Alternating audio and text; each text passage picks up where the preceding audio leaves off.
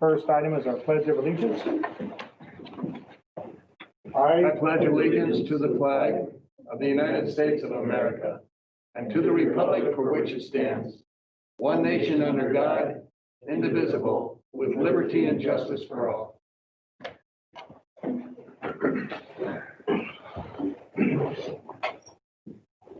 Mr. Vice Chair, could you read our mission statement? The mission of the Marshall Public School District is to educate, support, and prepare all learners for success. Thank you. Approval of the agenda. Do we have a motion? Moved. I'll second. Any additions? Hearing none, please vote.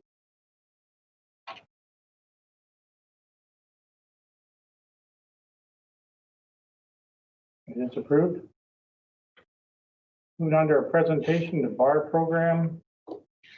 Mr. Jones, the floor is yours. Thank you.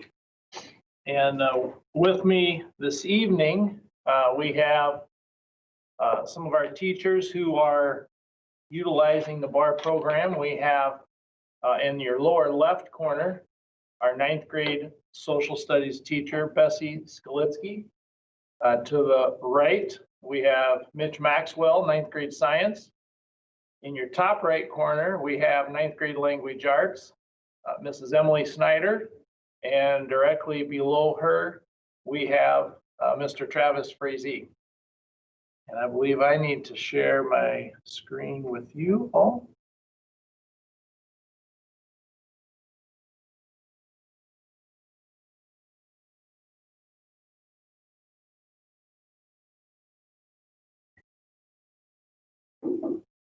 All right, so tonight we're going to talk a little bit about the BAR program, and BAR stands for Building Assets and Reducing Risks. And this is a strengths-based program that we have brought in and incorporated this year on a small scale, kind of a pilot style type of program, and we're using with our 9th grade students.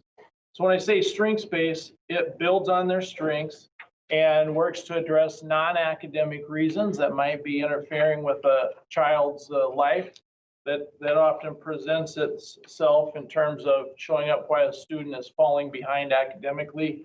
And then we work to identify what resources are available, both within the school and within the community, to try to take steps so that student can more fully reach their potential.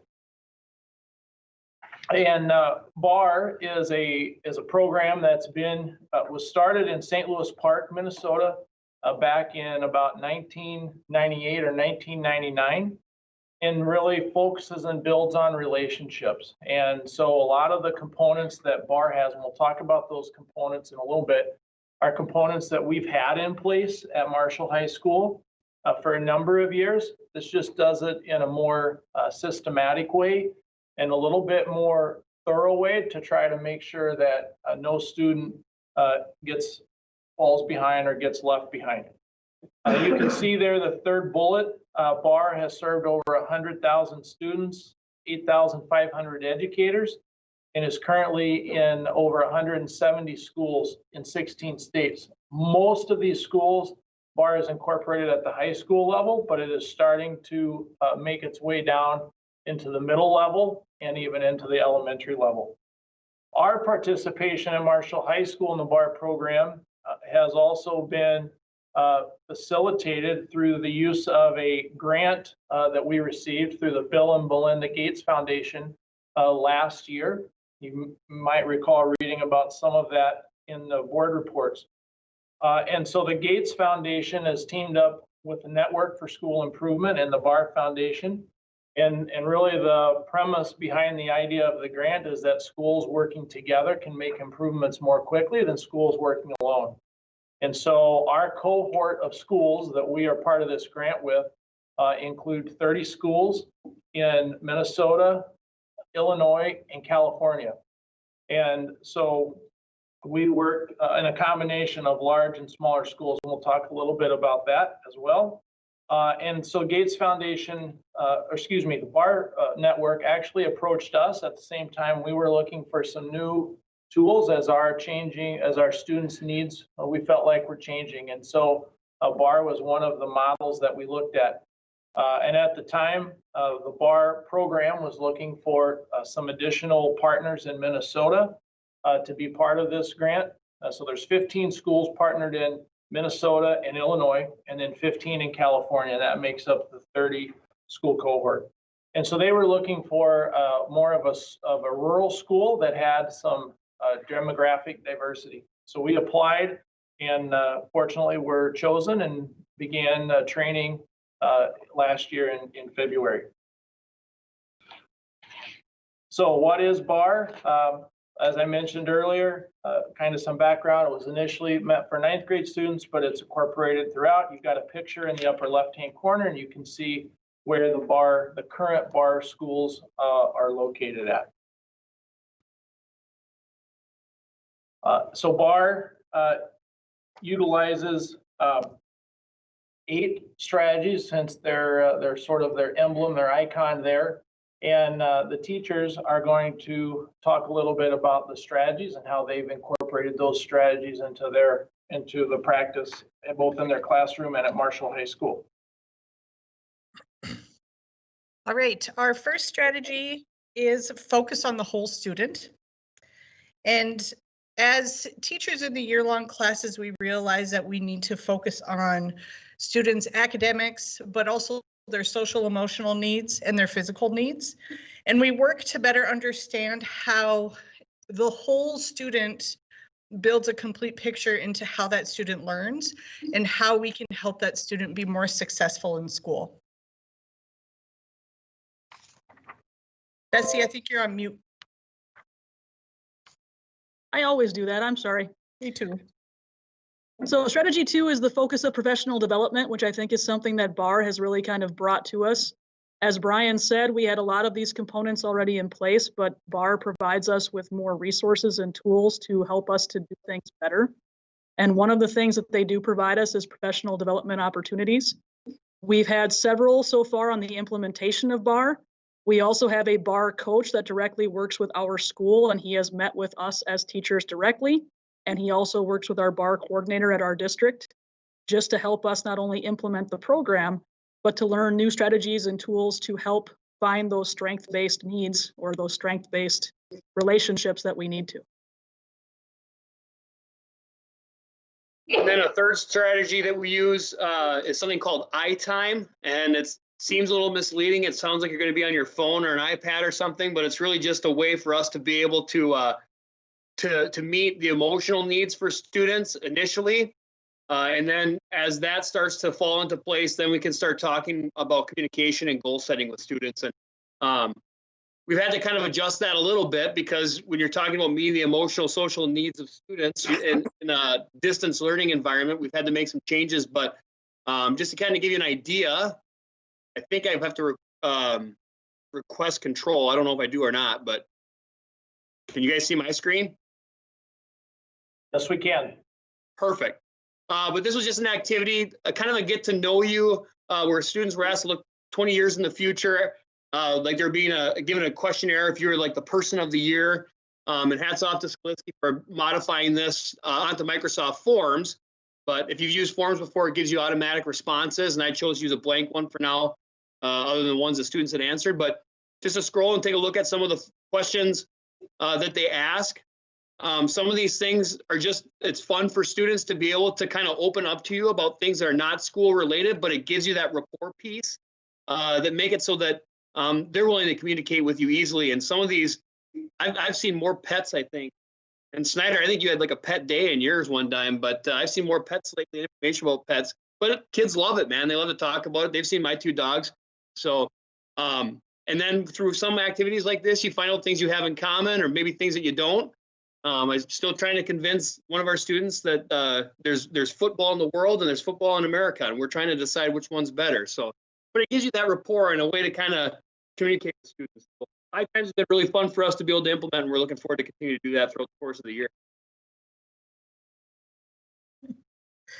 And building on that, strategy number 4 is that BAR creates cohorts of students. And we had that in place already with the 9th grade year long. I've been part of the ninth grade year long for 5 years now, but obviously it's existed much before me. But our ninth grade year long students rotate between Mitch, Bessie, and me in the afternoon, and then they have seminar time with us as well. And that automatic cohort that was created became sort of a natural place to start implementing BAR at Marshall High School, because we already had the groups and we already had the group of students who we could focus this on. We look at the students within our cohorts, but we also share all that information among the three of us. So the person of the year form that Mitch shared, the information that the students put in that, we all talked about those. Like, hey, did you know so-and-so really wants to be a business owner when they grow up? Or, oh, did you know so-and-so wants to be an Olympic break dancer when they grow up? And it's information that we can use to build rapport, not just me with my students in my classroom, but us with our students in our classrooms. Okay, strategy 5, kind of building off what Emily just talked about with cohorts. It also provides a more systematic way for us to discuss student progress. So each week as teachers, we evaluate students based on a leveling system of level 0 through level 3. And we assign them levels not just based on academic concerns, but the entire student, so non-academic concerns as well. And as Emily said, we share all of this information. So we have a common data spreadsheet where we can enter into these levels. And then when we come to have our weekly meetings where we discuss student concerns and student interventions, we're able to have that common language to focus in on what we can do to help those students now that we have them leveled in where we think their level of concern is.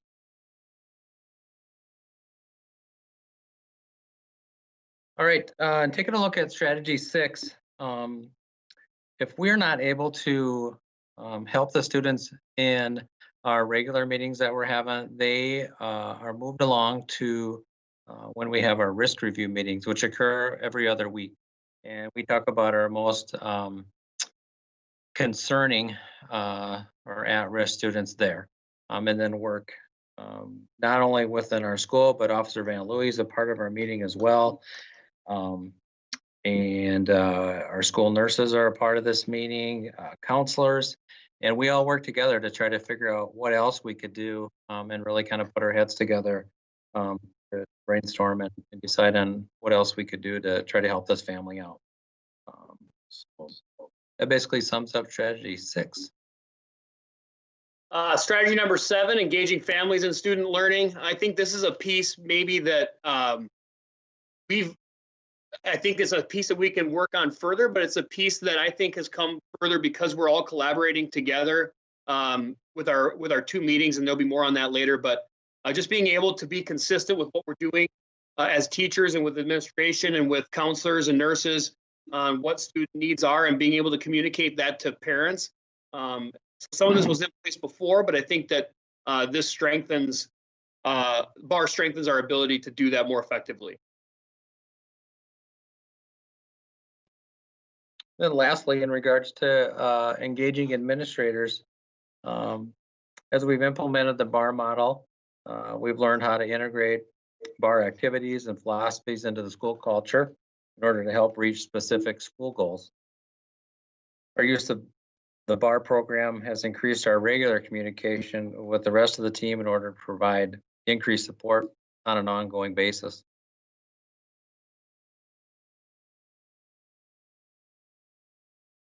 Thank you, guys. So just a little background. We started this concept of a ninth grade year long academy, if you will, back in the 2007, 2008 school year to try to better plan and prepare for ninth graders, because that ninth grade year we know is such a crucial year. And if we can get students off to a good start, their chances of on-time graduation increase significantly. And the data across the nation was clear, and the data that we were seeing at Marshall High School was clear that we needed to do a better job in supporting those ninth grade students. So this slide kind of talks about some of the history. But we started with language arts, math, and socials and science. And then in 2010, 2011, we pulled math out and we replaced that with 9th grade social studies. And last year, just looking at our data over the years, we felt like we needed some new tools to try to meet the changing needs of our students as they were coming to us. And so we began to look at different models that were out there. BAR was one of those models. I mentioned earlier some of the background with BAR and the grant, but that was a 5-year, $13 million grant that we were part of. We don't get nearly that much, but they do. We get the first 2-3 years, I believe it is the first 3 years, we get $8,500 to offset some of our costs for training. Last spring, we were supposed to attend the National Bar Conference out in California. Because of COVID, that didn't happen. This year in spring, it's supposed to be in Minneapolis. I don't anticipate that that's going to happen. So I don't know that we'll use all of those funds. But really, again, the goal of the grant is to improve college readiness for Black, Latinx, and low-income students who otherwise might not have that exposure. So it really aligned well to what we're trying to do with our strategic plan, increase graduation rates, with what we've tried to do with our Ramp Up to Readiness program, just better supporting our students who might be what I would call first generation post-secondary type of students, whether that be 2-year, 4-year technical training, some sort of advanced training beyond high school. So with the training, we started in February last year. COVID hit. We were still able to implement some of the strategies on a limited basis during last year, during fourth quarter. In terms of, Bessie talked about the leveling, we tried to do that to identify, asked teachers to do that to identify those students who they had the most concerns about in the spring. We did a large scale training of our teachers last June, and then we really started off this year. So we're 15 weeks in. We've learned a lot. We've learned what's working well, what areas need to change. So I'll go ahead and turn it back over to the teachers, and they'll talk a little bit more about what the students experience and what the staff experiences. Okay, I'm going to go ahead and share my screen here just to talk a little bit more about those levels that I referenced earlier. So the first thing, or one of the first things that we do as teachers, is we attempt to determine what level of intervention a student needs from a level 0 to a level 3. We have a common, like I said before, data spreadsheet that we create that archives this data for our students. So each of us, Mr. Maxwell, Mrs. Snyder, and myself, we have our seminar students that we're responsible for, and each week we look at the whole student's academic progress and any non-academic concerns that we're aware of. We look at their attendance. We try to figure out as much as we can the data that we have access to before we level them. Once we place them in our levels, then we use that to have those conversations about what are the best interventions to help those students that need that additional support. So every week we meet in what is called small block. And small block is just Bessie, Mitch, and I, and we meet for 45 minutes and we talk about students who we see as level 1 or level 2. So interventions that we can establish within the classroom to help them be successful. And during those small block meetings, we focus mostly on level 1 students because the level 2 and level 3s get moved on to the big block meeting, which Mitch will talk about. But during our level 1 small block meeting where we discuss those student concerns we have, we also talk a lot about the information that was shared during iTime activities, but also what we've learned about those kids throughout the week in whatever capacity that might be. So for example, let's say someone has just stopped turning in all their homework, but they shared in an iTime in Mitch's class that their dog is sick and they're really upset about it.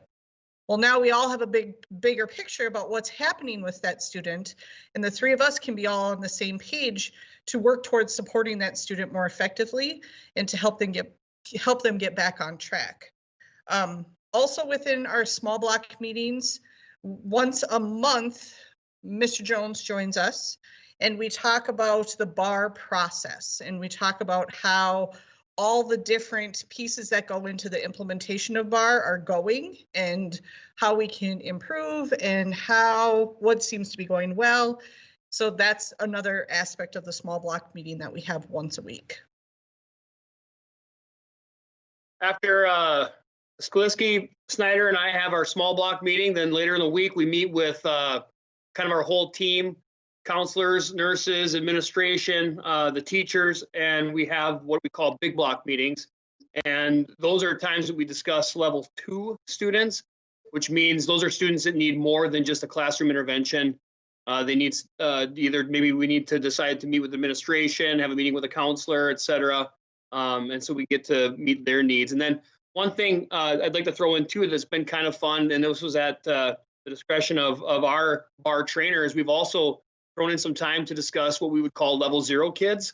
We want to make sure that everybody gets discussed, and we don't miss any students. So we've had a few level 0 meetings where we just talk about those students too, and what is making them successful, and if that can be applied anywhere else. So that's the big block meeting.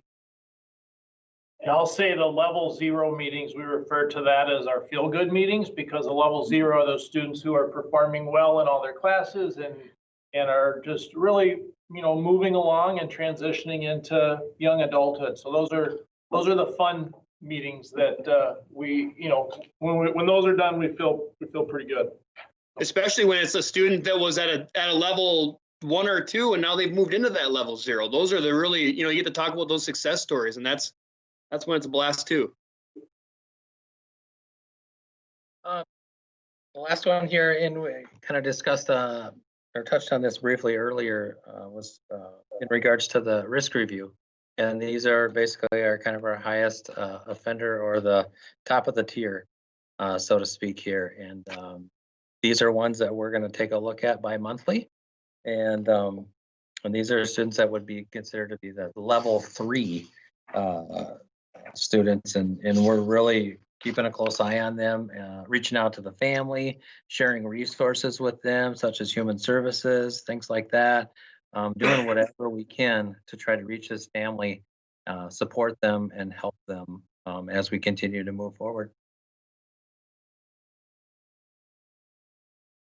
What everyone, the cell sounds great, but does it work? And that's kind of what we need to make a determination on at the end of the day. And so does it produce results? And I'll let Travis talk about this slide.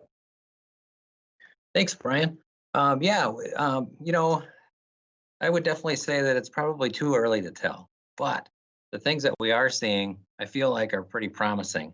And they're certainly motivating as far as it goes, with continuing to utilize the BAR program and the various aspects of that.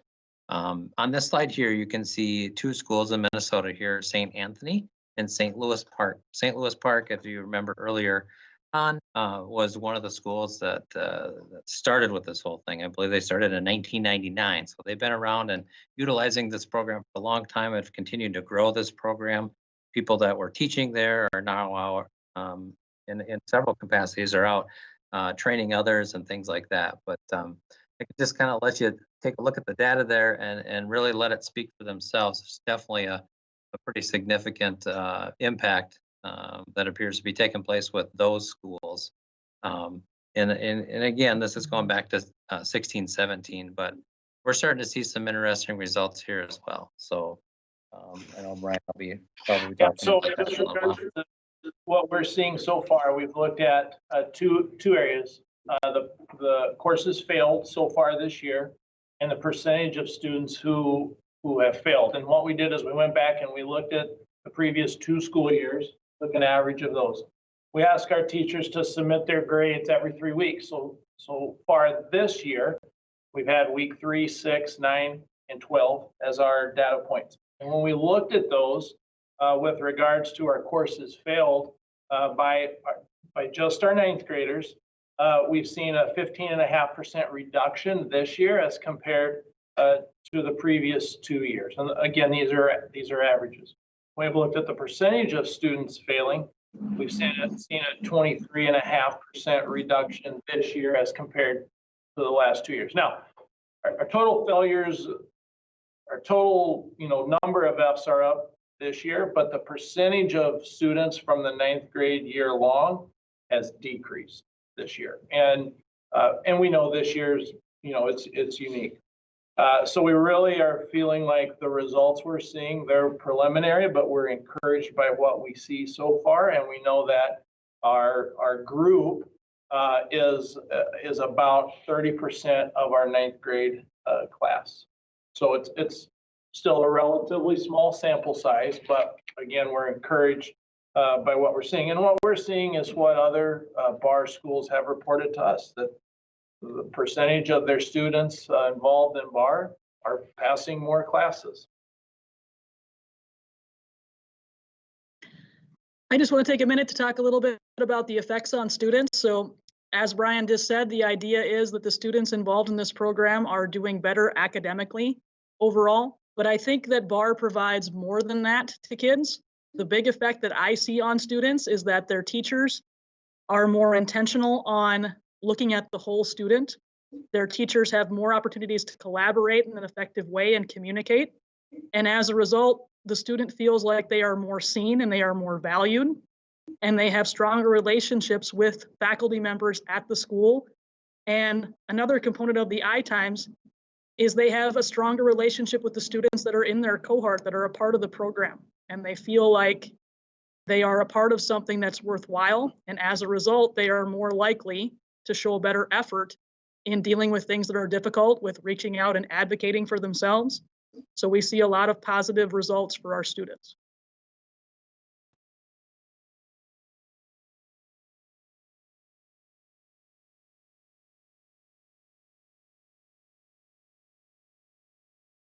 As you Mitchell, can you're muted.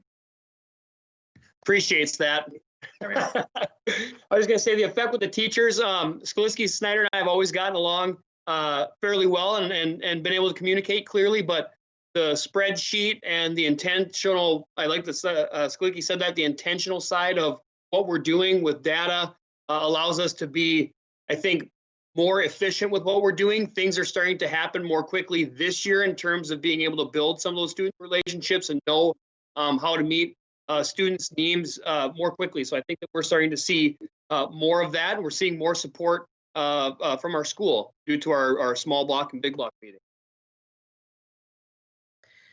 The way that BAR is affecting schools, it increases student participation in AP classes because it builds such a strong foundation for students in ninth grade. So our goal is to set them up for success for the rest of their high school career. And it also helps veteran teachers like the three of us feel more excited about meeting our students' needs, but also feel like we have more tools available to us. Because sometimes you get to the point where you're just like, well, I don't know what else to do. And this gives us answers to those questions, especially with helping at-risk students, and that it leads to improved school climate, that leads to increased graduation, that leads to all of these positive things, which are our ultimate goal in the first place. So we're certainly excited for what we've seen so far from BAR. We've got some decisions that we're going to need to make this spring in terms of where do we go from here, and do we expand this entirely throughout the ninth grade? There are some dominoes that we'll have to work through if that's the direction we decide to go. Scheduling and it's easier to do with a small group than a big group, and so we've got to work through some of those to make sure folks have the right time for prep. We've got to have buy-in from our staff. Could this mean the possible elimination of our ninth grade year-long program? And the 4 or 5 of us have talked about that in terms of, do they go back into a 4x4 schedule? And do we feel like that is the best thing? So just thinking about the ripple effects, if this program expands or if it stays as is. And certainly an expansion would require some increased financial commitment. Right now, I serve as the bar coordinator, which I'm able to do for the 55 students and the team of 3. But if that goes to all across our whole 9th grade, that's looking at 4 cohorts and 4 teams, and so we would need to figure out a way to fund that and fill that. And I know budgets are tight, and so we're cognizant of those. The one thing I do want to just say is this has definitely been more work for those 3 teachers that you see. Their commitment in terms of their time commitment has been significant. We went from meeting one time during their block twice a month to their having 45-minute meetings twice a week. And so I appreciate what they've done and the attitude they've brought to it and the desire to see their students succeed. And I think now they're starting. It was tough in September and October when we're hybrid and just all the other changes. But I think now we're starting to see some of the fruits of their labor, and that certainly helps motivate us all. So, but I do want to just say I appreciate their time and effort that they've put into this. So, thanks. Question on the 2 meetings a week. I'm sure they're doing more than that online. Can there be a trade-off for them? And I'm using PLCs as an example. If they're making a commitment to this, which is huge. Yep. So the trade-off be, rather than attending the PLC to which they're assigned, this would be their PLC. Well, the hard part is if they do that, they're going to lose that time with their other departmental members, and I hear what you're teach saying. not just 9th grade, but then like Mitch has a junior senior class, Emily has a senior class. Bessie, I'm drawing a blank on what your block 1 is. Sophomores in the spring, but I have freshmen right now. Sophomores, so the ability to connect with, time's our most precious commodity, and so that's the hard part. But we've had some discussions about how can we be more efficient. At our meetings, there's a timekeeper, and that person's sort of the iron fist and just has to say time's up, move on, which you guys might wish we were doing now. But so other questions. Brian, have you seen a different kind of structures with some of your cohort schools? Are they all handling it with a single coordinator or? Yes. Yep. And there's a school out in, and the hard part is we've not had a lot of opportunity to connect with those other schools yet. There's monthly, twice a month coordinator meetings, once a month principal meetings that I'm part of. But due to COVID, we've been kind of limited there. But there's schools, there's a school out in Chicago that has 1,200 freshmen and 4,500 total students in their high school. And they do it with one coordinator. There's schools out all over the place and we're in all shapes and sizes and designs. But they all have a kind of a designated coordinator that functions in working with those teachers directly, which selfishly has been great for me because I've learned a lot from those teachers. And so if we had a coordinator and add another layer in, then I feel like that kind of removes Travis and I away from as much contact as we've had. So there's good and bad to that. I have 2 questions. Would the change to the 4x4 block affect any of that if you took those freshmen and were able to do that in a block time rather than a shortened time?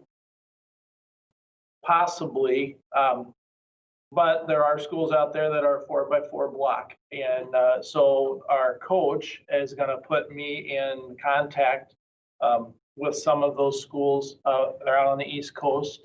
And I want to see how they've done it. And I think about, with the way we're structured with our number of teachers, how would that work? And how do I get everyone to have the same planning time and prep time? And that's really important. So I think it can be done. I just am not sure right now how to do that. And then my second question goes to the issue of the the cost effectiveness, both from a financial perspective, dropping the traditional ninth grade program we're doing, but also, what I hear from these folks is, it's top heavy, but the payoff for behavior issues and other time spent other places may be something to think about too, in terms of those investments of, I totally appreciate everything that everybody's doing with this. And it's just fascinating to me that it seems to have such great payoff in such a long-term way, if the statistics are true. Right.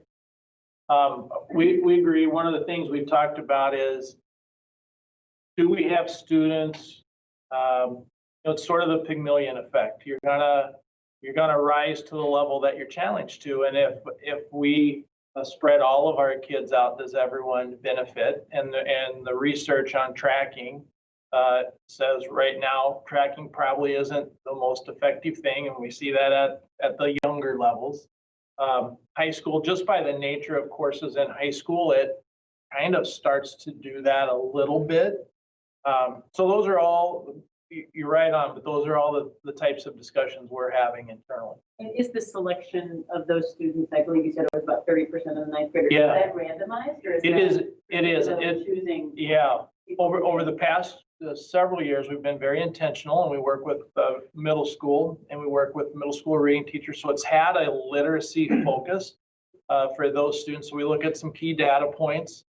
We also work with middle school counselors to identify some students who they anticipate might just struggle in building relationships. And so when you go to that block schedule and a class only lasts for 9 weeks or 18 weeks, for some students, that's just not enough time. And so by stretching it out over a year, and we met, I think it was just last week, and kind of did a self inventory of how we think it's going and rated ourselves. But one of the things we talked about, we know we generally pick up steam in the second semester as our kids settle in. They start to know these 3 teachers better. These 3 teachers start to know those students better and have figured out ways to help them achieve more. So, I think we've all kind of gone back and forth, and one day we make the argument for why we think it should be this way, and the next day we come back and say, sort of reverse our course because we see the benefits in both sides of the system. I want to say thanks, Brian, and to this group of teachers. This is I like exciting. the holistic approach. Thank you. The data so far is exciting to see. Yeah. Thank you. Thanks, you guys. Thank you. Thank you very Thank much. You are doing it. Thank you. Mitch, you went from a 2 to a 0. Mitch was one of my kids. He's a success story. Hey, man, I'm not sitting in this chair if it wasn't for Mr. Swope, I'll tell you that. I got more to thank him for than he has to thank for me or talk to me about, so. I still love you, Mitch. Hey, back at you, man. All right, thank you. Moving on, we'll go to our consent agenda. Motion to approve the consent agenda. Do I have a second? Any discussion? Hearing none, please vote. It is approved. Thanks, Brian. Well done. And moving on to our financials. Motion to discuss the financials. Do I have a second? I'll second. And the floor is open. Things are a little odd this year with hybrid distance learning bills coming in, some bills not coming in. You can see a large portion was the building construction.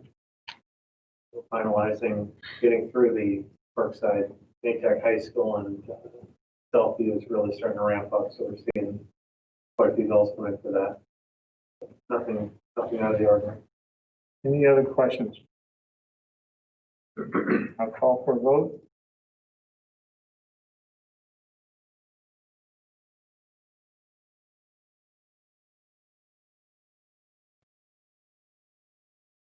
It is approved.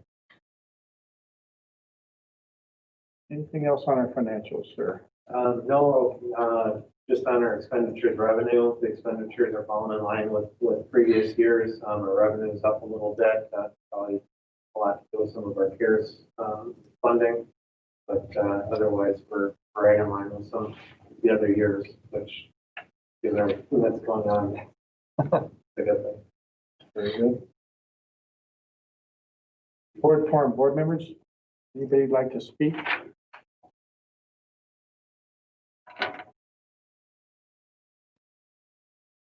And on our administrators report. And I'll give you a little summary of each of those.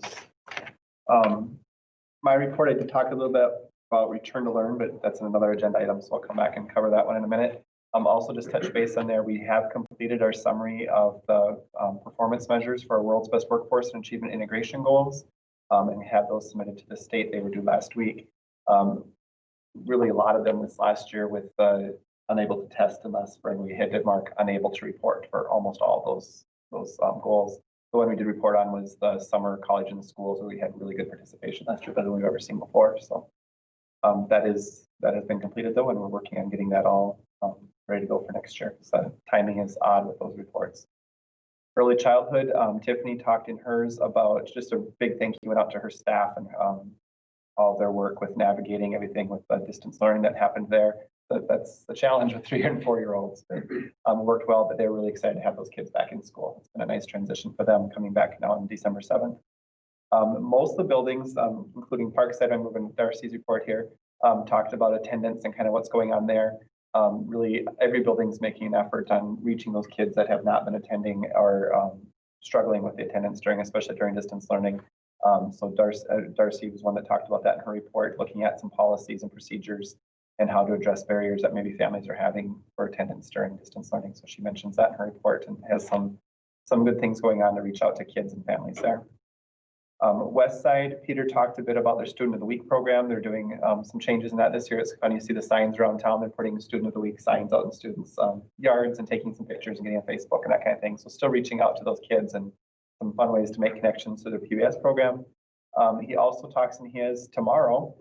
They're going to bring the 2nd, 3rd, and 4th grade staff members over, and they're going to get a tour of Southview Elementary. They haven't gotten to see that building for a while, so now with walls going up inside and such, should be a fun tour for them. So each of those groups will come over one at a time, keep them smaller groups, and get about a 30-minute tour and check out the building. So looking forward to that. Middle school, Mary Kay also talked about attendance. Some very strong attendance numbers there. It's going well, but still doing some things, reaching out to families and kids and trying to help make connections there. But like overall, that's going pretty well.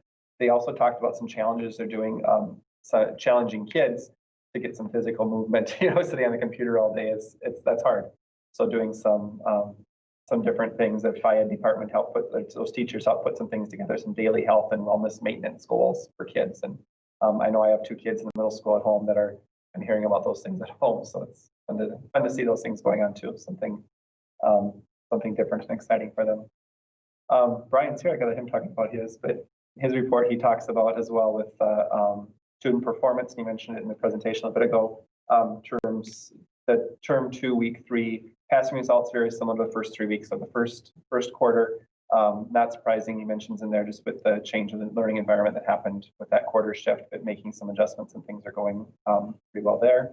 Also looking at attendance at the high school, they're doing some data tracking and reaching out to kids in a very targeted way to connect to all those kids that are struggling with attendance and engagement.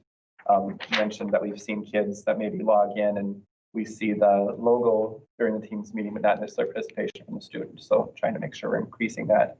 And one of the things when we get to Beth's report, we've added a program called Nearpod. We're piloting just another way to engage kids and connect with kids. We're hearing some very positive feedback on that from kids and from teachers. Brian also mentions in his report some testing things going on. We were forced to cancel our pre-ACT test that we usually give to 10th graders in December. December also we were supposed to have, it's usually our last chance for seniors to take the ACT, but we were not allowed to offer that because of COVID. So that has been canceled. So looking at an additional opportunity for seniors only for the ACT in February, that typically hasn't happened. Many universities are waiving the ACT requirement for admission, so it won't necessarily affect kids there. but there are many still using it in scholarship determination. So we want to make sure to give the kids an opportunity to take that test and have that score for scholarship opportunities. Maytech, she talked about kind of a fun project they're doing there. They have a community service project. Vicki Radloff had retired last year and she's been subbing for us all fall at Maytech. She got a grant and they made tie blankets with the kids at Maytech. So kind of a fun project there they're distributing in the community. Also, she talks in hers about project success coming back into hybrid on December 7th, but that was able to start up again too to get those kids back in for that extra help. And that's going pretty well. Numbers are there. She's at about 114 kids right now enrolled in the program. Little lower, but fairly not as bad as it could be. So we got pretty good numbers for that program right now too. Activities, Bruce talked in his about the pause with winter activities has certainly been a challenge. Nothing in his world, like everyone else's, has been normal this year. Right now with the changes with the executive order, we're looking at January 4th. We can resume practices.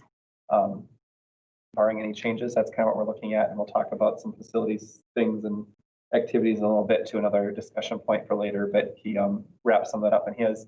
He also mentioned the high school league has really made a commitment to the winter season being completed by the first or second week of April, so we can get the spring season in yet too. It's the spring season missed theirs last year too, so I want to make sure we get those in. So working on reworking schedules and such there is what Bruce is doing right now.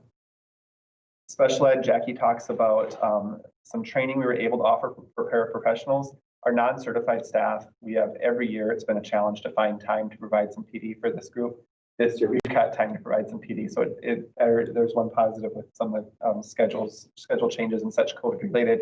We're able to get some good professional development for some of those groups of staff that we haven't before. So on November 25th, they had 4 hours of training. That was good. They have some options and stuff, so they'll be able to go through and complete throughout the year too.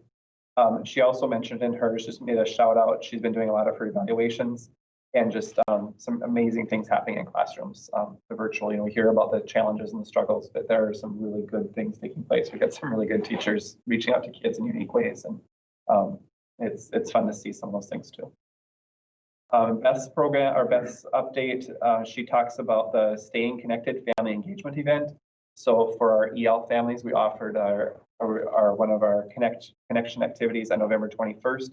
She had over 55 families participate, and it was almost 300 people participate in that event. So it went really well, all over Teams and virtual, and able to touch base and cover some updates for those families. So I was really excited. I know she was going and saying, I don't know how this is going to work. This is something unlike we've ever done before. And she came back that next day saying, oh my gosh, that was amazing. That worked really well. So very positive feedback from our families on that one.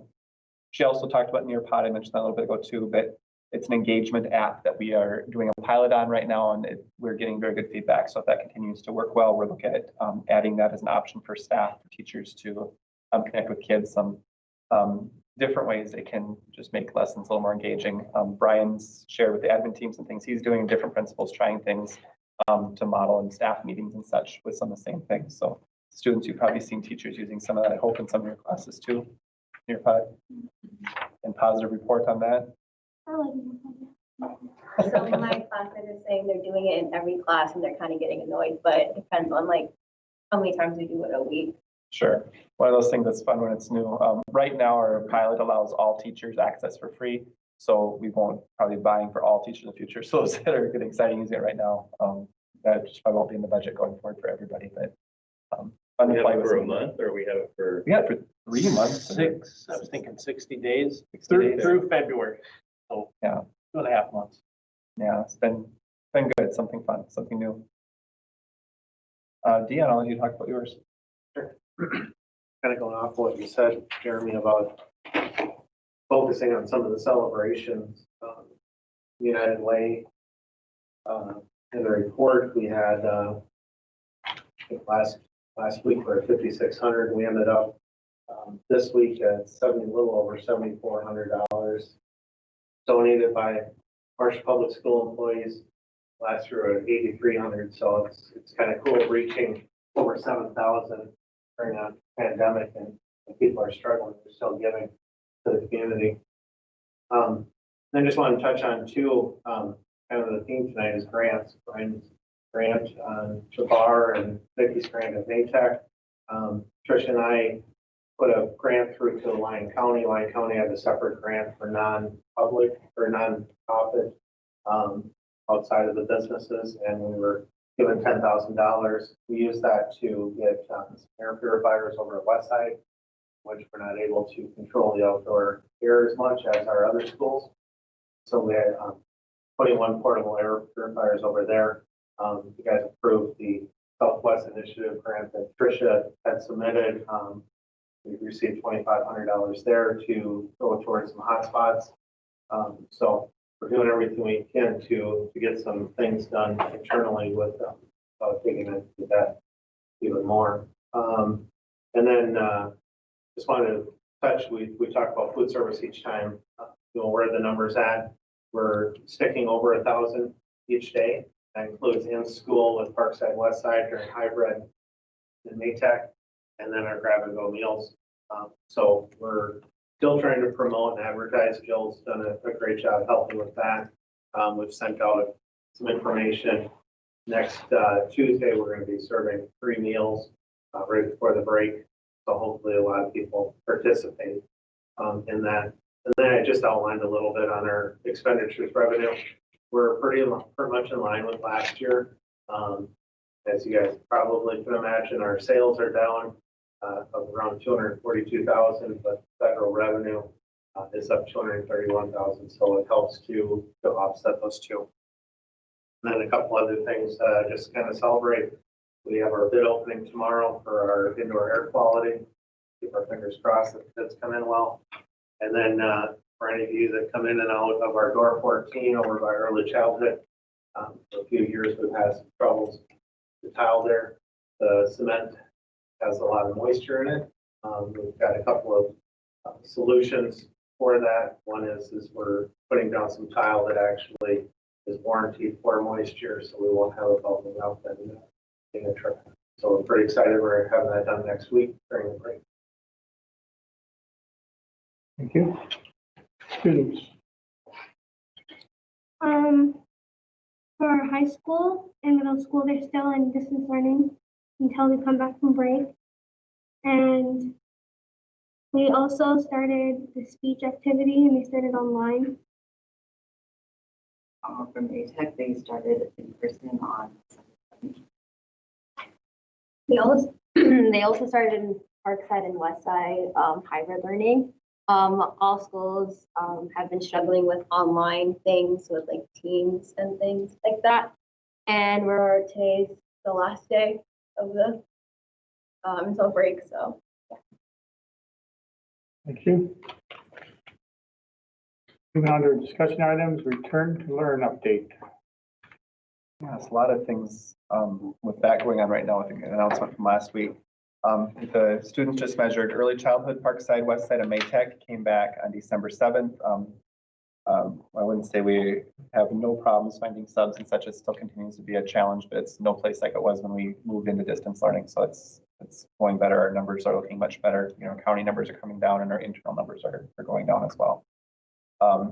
Continuing to work with Public Health and Department of Health on just that least restrictive model we can do. Like we've said all along, we want to have kids in school as much as we possibly can. Really trying to make that happen. And I had shared with, I've shared probably with a number of you as I've talked to you individually, but the analogy that the health officials shared with me is we've talked about coming back after break and what should that look like. You know, we talked about January 11th for the secondary, that snowball analogy. You start the snowball on top of the hill.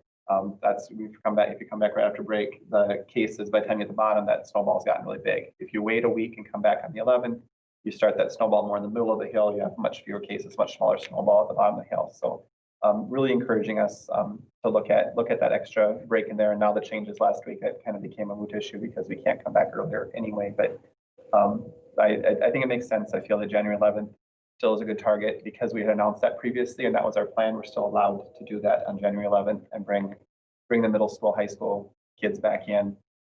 For that week, the strategy and stuff we have in place we're still good with that.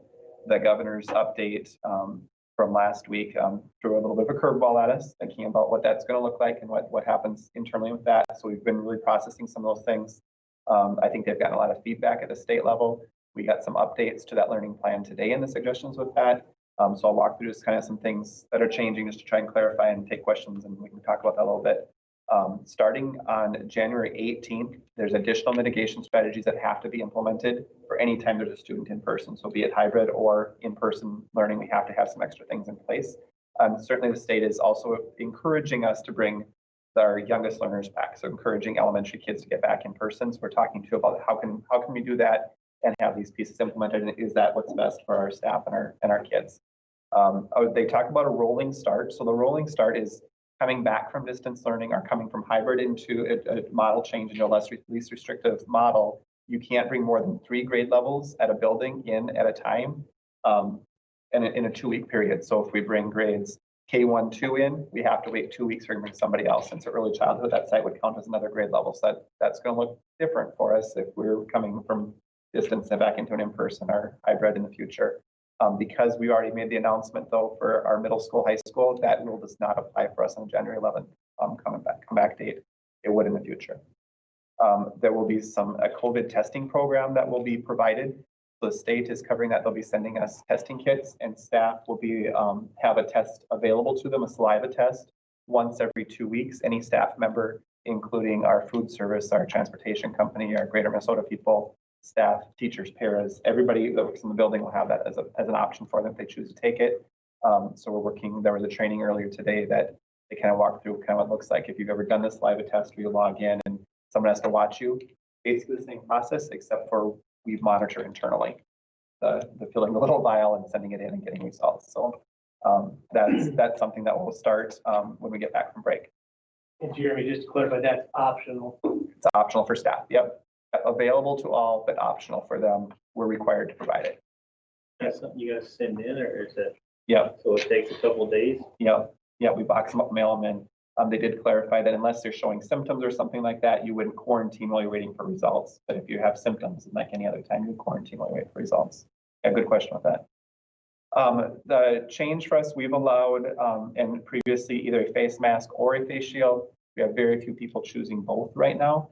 As of January 18th, staff have to wear both a shield and a mask at the same time when they're with students. So that'll be a change for our staff members. The exception with that would be if you're working with a small group and it's maybe you're working on phonics skills, or you have a student who's deaf or hard of hearing, where you need to see their lips to be able to teach lessons. It's hard to teach phonics skills if you can't see someone moving their lips and how to make the sounds. So some exceptions for that could be a mask with a clear window in it, or just a face shield during that lesson and putting both back on after the lesson. Talking about the clear barriers at small groups, small tables, we have a lot of those in place already. Face coverings during indoor physical activities. So for FIED in the past, it's been an option to have it on, but you didn't need to have it on when you're working out. As of January 18th, you have to have it on even during the physical activities. And then for the elementary schools, they had originally rolled out, they said all the meals have to take place in the classrooms, and then all the specialist lessons have to take place in the classrooms. That is something they rolled back a little bit today and said that you could use the cafeteria if you can provide the 6-foot spacing between kids, and you can keep those pods separate. They're really focusing on keeping those classroom units together, keeping those cohorts together. So at Parkside, we're doing that now. They're taking at any given lunch period, half the kids at lunch period in the cafeteria and half are in the classrooms. So we have plenty of room to keep the spacing. I think with the changes today, we can make that work and still use our cafeterias. And specialist lessons, they did add some a little more flexibility today. They had FIED the exemption before, saying you can do that outside the classroom as long as you meet mitigation strategies, or you could go outside.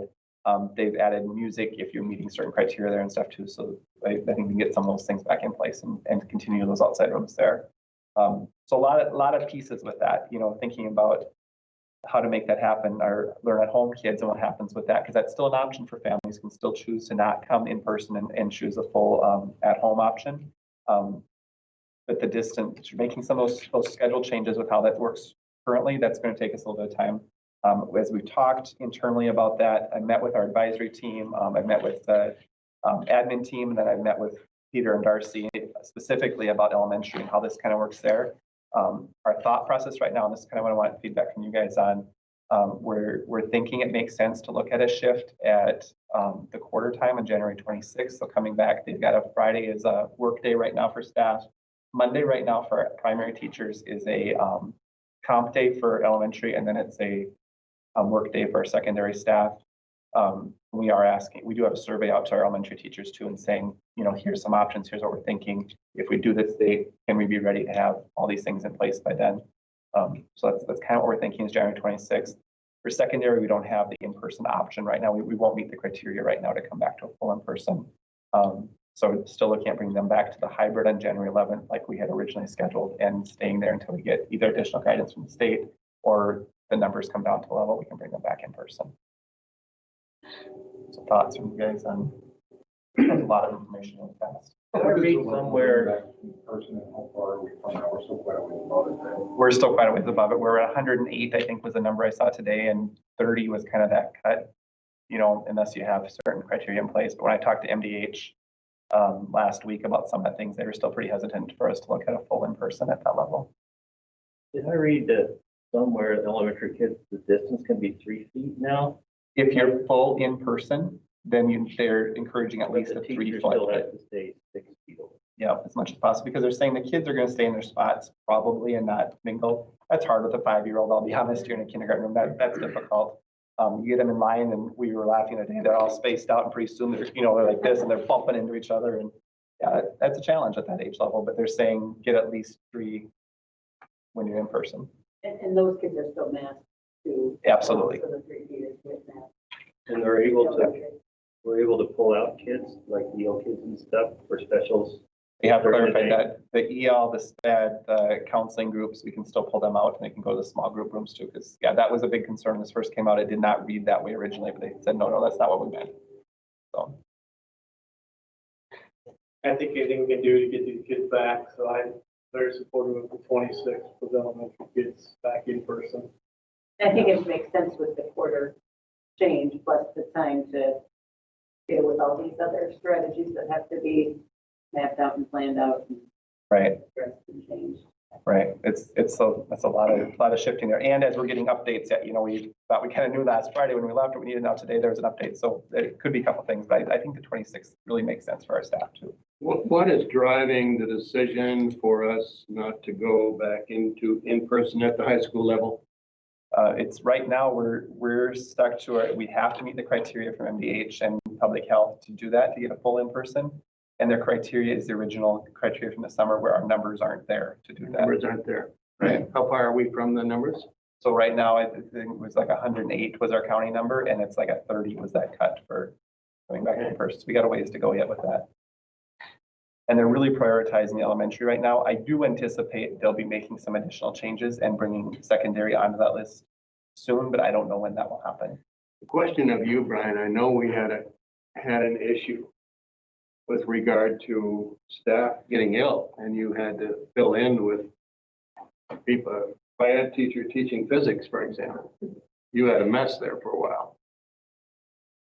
It was more, I think, folks who were in quarantine, and they were able to still teach from home and teleteach, I guess is kind of the phrase we adopted. So it's sort of a reverse. You'd have a classroom of students, but the teacher would be on the smart board, you know, teaching Somebody from needed to home. supervise the kids. And so we would still need to put a staff member, and it was sustainable for the short term, but it just wasn't, we were gonna, you know, burn people out, or we were gonna have 3 classes in the cafeteria, and I would sit out there and they would all be in 3 different classes. Well, how, you know, productive might that become? And for the high school filling in, they were pulling teachers on a prep or something too to help cover it. That doesn't work at elementary. Well, and Doesn't I work as think well it's at middle important school. for our public to understand that. Right. What we had to do to fill in. There was a lot of that shuffling taking place to make it happen, and people were really getting to the point they were burnt out and said, I can't do this anymore. Yeah. Thank Are you. we planning to change our lunches for high school when we go back to hybrid January 11th? Or is this just elementary? For the eating in the cafeteria, right now that rule is just elementary. So high school would be able to maintain the lunch schedule they've had previously. That's a good question. The other question when you say that I've heard is about the schedules. So when we did hybrid, we shifted the schedules to match so we could do busing and meet the transportation requirements. So our elementary schools are starting at 8 and going until 2:45, and the secondary starting at 8:15. Instead, we're just gonna keep that schedule the same and not mess with the bus schedules, because that is working and I don't want to touch it. You're going back to hybrid on the 11th. Can I make a suggestion maybe? I think we need to find ways to keep the morale up for everybody. And we haven't had a snowstorm yet, and I hope we don't, but if we do, could we make the first snowstorm a real snow day? I mean, I think that would lift everybody up. I don't know if we had a snow day last year because we were always busy learning. I mean, I don't know. Yeah, I if think you we guys had one. I don't know if you guys think that, but I love kids when they hear Aaron on the radio say Marshall is closed today. You know, it just, I know they miss a day of school, but it just, that was the fun part. You know, when you're little, you hear or you see your school on the TV. No school tomorrow. So Yeah, just a suggestion. that's something we can certainly consider, because I think this year, any of the normal rules are out the window, so. Yeah. All right, let's move on to. Thank you for construction. that report, Jeremy. Facilities rental and use. I just want to touch base on this one too. So in November, we had talked about facilities use and rentals for outside groups and such. We had quite a bit of discussion at this table. We had agreed on some protocols that we're going to meet, and then we went to distance learning shortly thereafter, so nothing ever happened with that. Otherwise, we had the plan ready to go.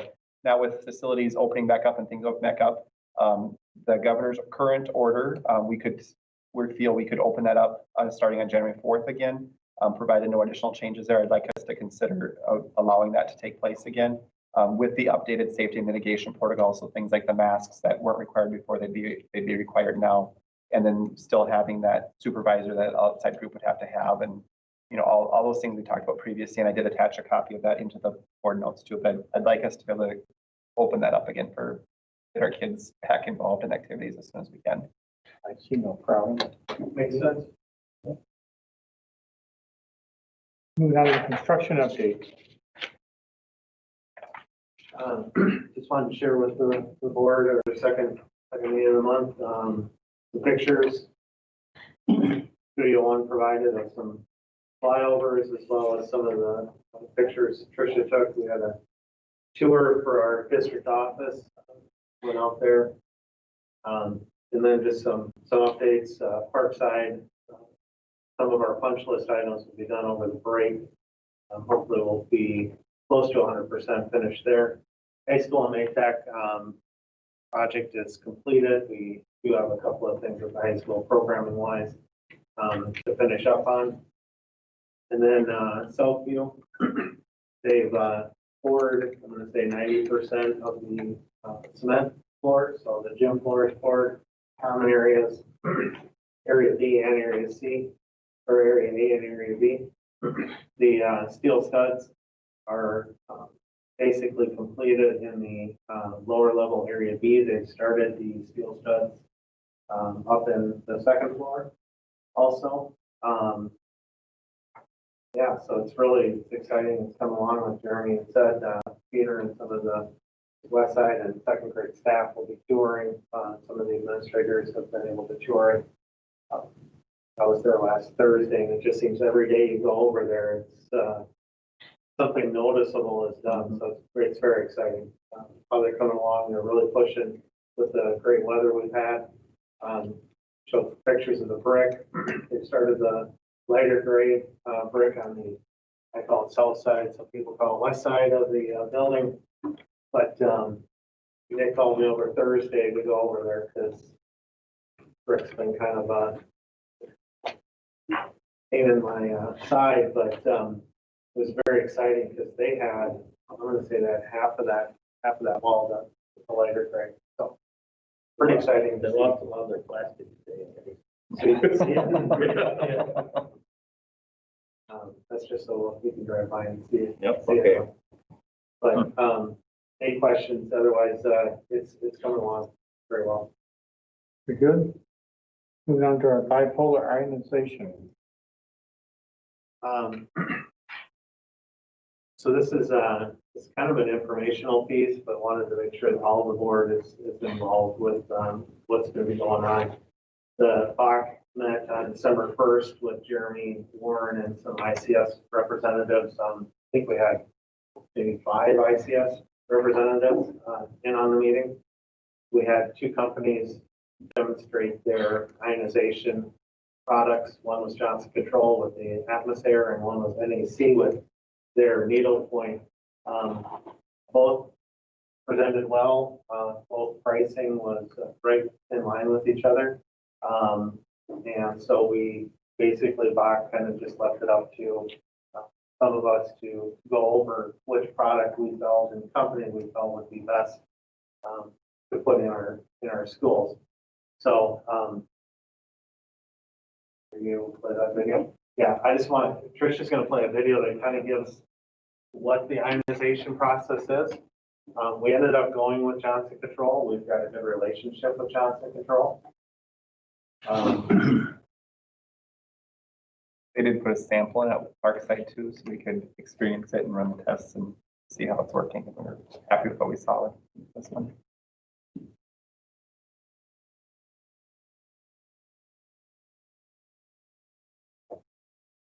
You've probably heard someone say, "I'm going outside to get some fresh air," as if the air inside isn't fresh, right? Well, often it's not. Inside air can be loaded with airborne allergens, bacteria, odors, and other harmful particles and pollutants. They can make people sick, less productive, or absent from work, and all are costly to employers. Many of these contaminants spread from the inside, which means they're out of the reach of typical air filtration systems. Since we spend 90% of our lives inside, shouldn't we be paying more attention to inside air? That's why we developed Atmosair. Atmosair is the only indoor air purification technology that works proactively and within a space to reduce contaminants and pollutants. It restores inside air to what you'd find on a mountaintop. From offices to hospitals, stadiums to schools, Atmosair provides health and wellness benefits to keep occupants feeling healthier and more productive. Atmosair makes HVAC systems more sustainable by recycling the cleanest indoor air possible and reducing outside air intake to dramatically cut energy bills and operating expenses. Here's how it works. When outdoor air comes into a building, oxygen molecules are carried over specially designed bipolar ion tubes. An energy field converts these molecules into positively and negatively charged ions.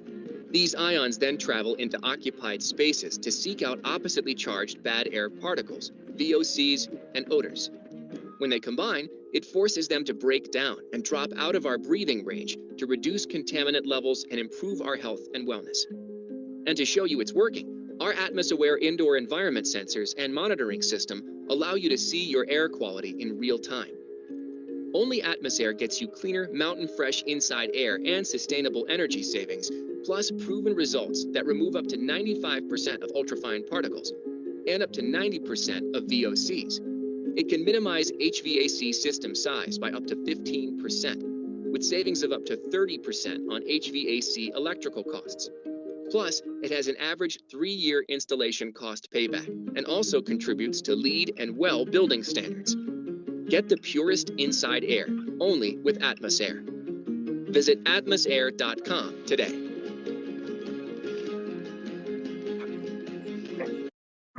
The Bond Oversight Committee, I mean, obviously with COVID out there, it's one reason, but that's not the main reason to do this. It's for the future, it's allergies, it's flu season, all those things that this will have an effect, hopefully, for years to come, keeping students and staff healthy and in school. Also with that, if you want to touch, we'll see some savings. We're not going to see the savings that they talked about because we do have regulations to keep our outdoor air certain volumes. So we won't see that kind of savings. We'll see a little bit, but I included in there, and I do want to touch, this does not get rid of it, it reduces it. Like you talked about, it links to it and it drops viruses, bacteria, dust and mold, reduces odors, and it also helps with, reducing the chemical that are in the air. one thing I want to point out, Warren took the meter around to the different, like Jeremy had said, they gave us one to use, both products actually. The one thing that Warren would see is it would drop, the lower the number, the better. And then all of a sudden, when we went in with our cleaning, it would spike. So hopefully, once COVID's done, some of our cleaning chemicals, this will help with that, so we're not using as much cleaning chemicals in the room. And then also it just showed some of the percentages of the reduction in it. Life expectancy is around 15 to 20 years. The replacement of the tubes are about $150. With the time that we use them, we'd have to replace the tubes probably every 4 years, which would be about $35,000 compared to the other product. It figured about the same. Then we could use our LTFM dollars for the replacement of the tubes. The actual startup cost of the product is for Southview High School, Middle School, and Parkside is around $265,000. And that with Nick today from ICS to get some numbers on our Parkside construction project, as that's finalizing up. Right now, unless we add anything to the Parkside High School Maytech project, we have about $271,000 left over. So those construction funds, just for Parkside, not touching Southview, because we don't know what's might happen there, would cover the cost of the atmosphere product itself. That falls in line with our bond question about safety and security district-wide, I feel. And so BAC approved, or facilities committee approved, since it falls under that construction funds, but we wanted to make sure that the whole board knows what's going on. And what we'll plan on doing is after the first of the year, Warren and Johnson Controls will go around, we'll have an electrician come with. We'll be able to install these ourselves with the exception of the electrician. We'll have to have a plug-in installed. So any high-level questions that you have, I can. Johnson Controls is going to assist with monitoring this? Yep. I think air quality is very important, so I'm excited about it. Yeah, Jeremy can contest because we had during our administration meeting talked about how you can actually smell the difference in the air. And we had one administrator that thought that we were kidding about that. They went over to the room with it. You can actually smell the difference. Yeah.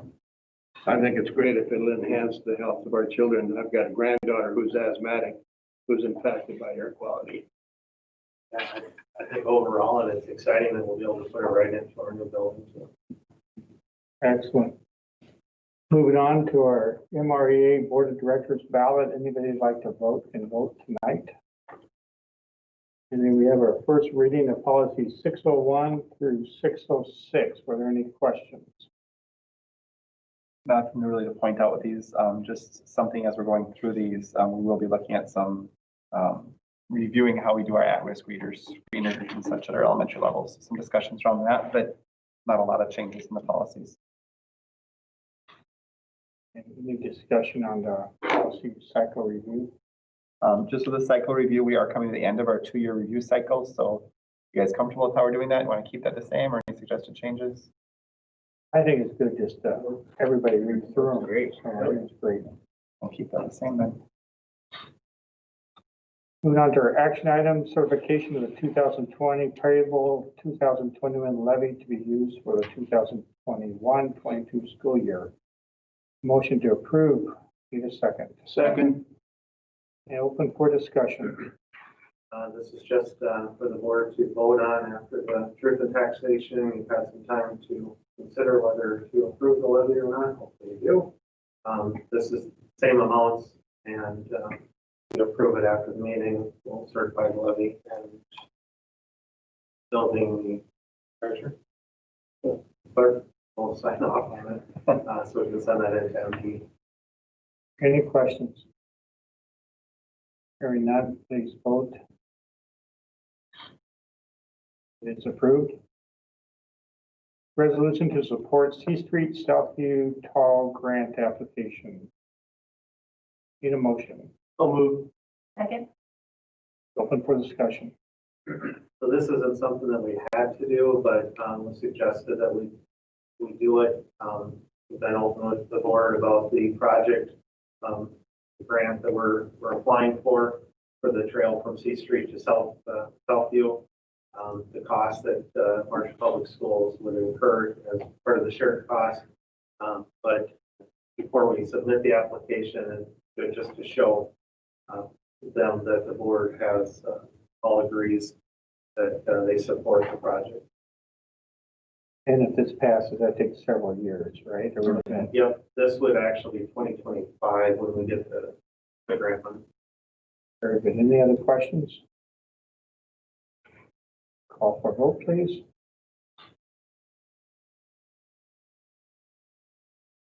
It is approved. And the meeting's over. Thank you.